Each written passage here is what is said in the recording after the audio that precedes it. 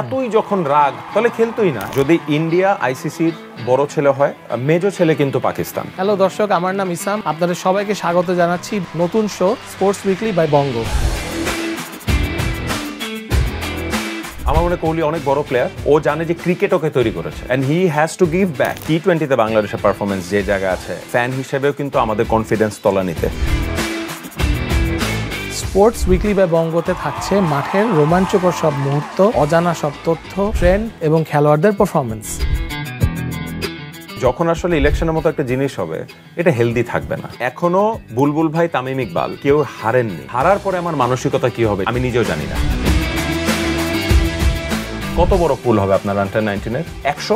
এই 100 প্লেয়ার দিয়ে how do you expect যে আমরা টি-20তে খুব ভালো খেলবো? ইসাম ভাই, আপনি যেখানে থাকেন ওখানে মাঠটা অনেক ছোট, বড় ছক্কা মারবে কোথায় সে? ফুটবল থেকে ক্রিকেট, দাবা থেকে ই স্পোর্টস, সব খেলার সব বিনোদন, সব বিশ্লেষণ থাকছে এক মঞ্চে। ওয়াহিদুল ইসলাম শুভ্রর পরিচালনায় স্পোর্টস উইকলি বাই বঙ্গ দেখতে চোখ রাখুন ডিজিটাল প্ল্যাটফর্ম বঙ্গতে প্রতি রবিবার রাত 9টায়।